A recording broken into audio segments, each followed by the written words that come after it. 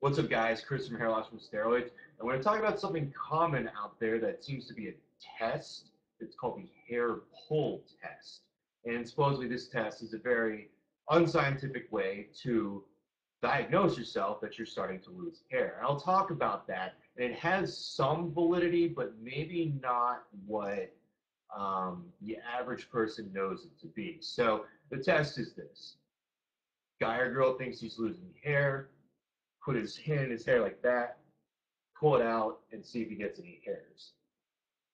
I just did right there. And this is supposed to tell you that, you're losing hair. And that in itself, only a little bit of looking into the science of this kind of stuff, you would know that that's not true.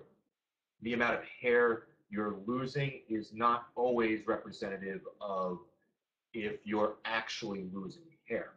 And what I mean by that is this: there's two types of hair loss. One is androgenic alopecia, which is largely caused by DHT. And what that is hair thinning. So you'll notice that your hairs are finer.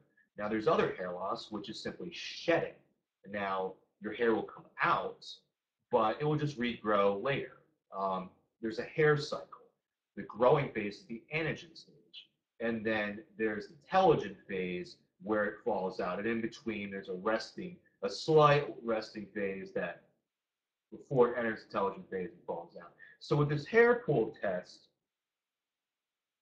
why you really can't tell doing it like I just did is you might just be pulling out a hair that is in the telogen phase. And now there's such thing as a little bit to it, kind of seasonal hair loss. I tend to lose a bunch of hair in November, December, and June and July. And in between those, it seems to be fine. Now your body doesn't know a 12-month calendar, but that's my own observation. Some people find it similar for themselves, but you can't really tell because you might be ripping on a hair that's in the telogen phase, and that might kind of suggest something that's not true. However, what this test can be used for is not to identify hair loss, not to identify pattern baldness, but what it can do is identify shedding.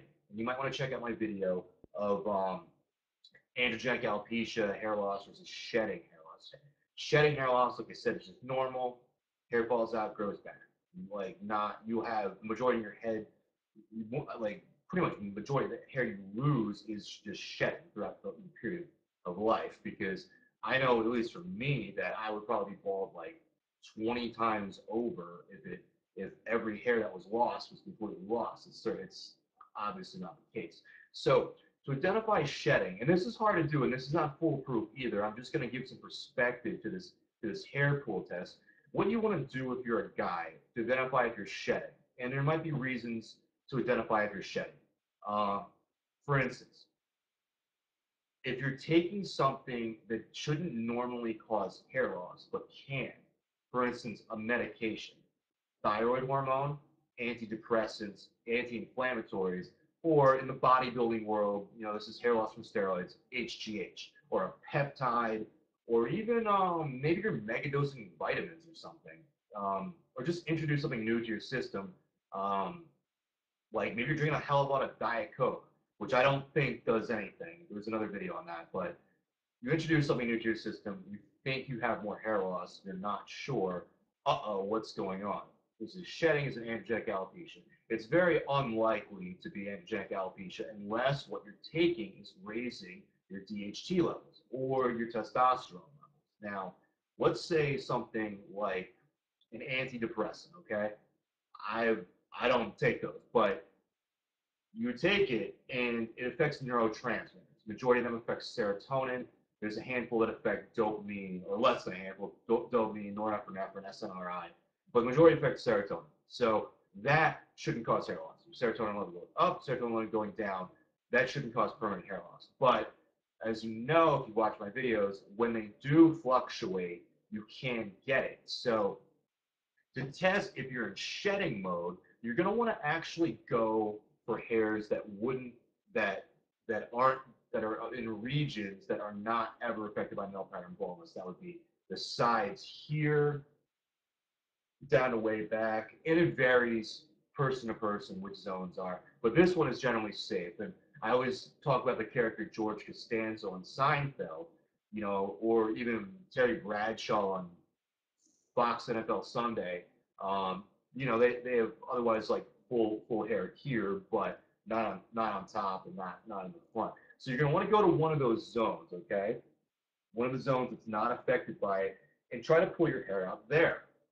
And sure enough, and this makes sense on me, I do get a few. Now, my issue is I'm taking HGH by prescription for my knee just recently. And that, while it doesn't cause permanent hair loss, it does cause fluctuations in your hormones, as specifically growth hormone, it going up. So my body is not yet used to that, but the same would happen on any other medication. So that tells me that I'm likely shedding all over. And this is not androgenic alopecia. Now, if I pulled this out, okay, if I went here and tugged like one or two times and didn't get anything, that means I'm not shedding.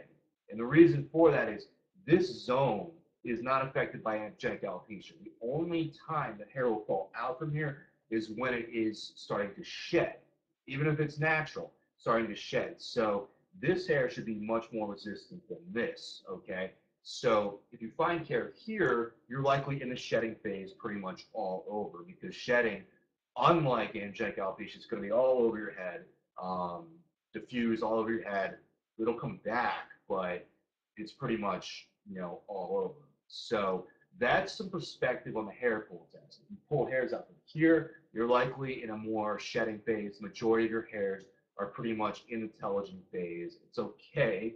They'll come back to the anagen phase in a matter of months, or actually very quickly if you correct the problem, whatever it is. If you discontinue the medication, you haven't been on it for that long, or some sort of shock to your body, trauma goes away very fast. Um, that can happen, but it's not permanent. So if you're getting hairs from here, okay, it's likely shedding. You're not, but you're still losing hair up here. If you're losing hair up here and you pull out hair here, it comes out, it's shedding, probably. It could be both, but if you pull out hair, but if you don't pull out hair from here and you're losing hair from here, it's more likely some sort of testosterone DHT related thing, which you wanna probably take a look at, or you know, look around. I mean, bodybuilders know usually what's causing stuff because they're so very smart. They know what they put in their body. They know what stuff is doing. But the casual person might not know that. Um, Chances are their DHT levels aren't going up from anything they're taking. Generally, as we age, everything goes down. There's really not exceptions to that. But yeah, changes in DHT will cause androgenic alopecia. They can cause shedding too. And there's a little hair test in perspective. You get hair from here, you're likely shedding, and it could be androgenic alopecia. But if you don't, it's almost most certainly, pattern baldness, like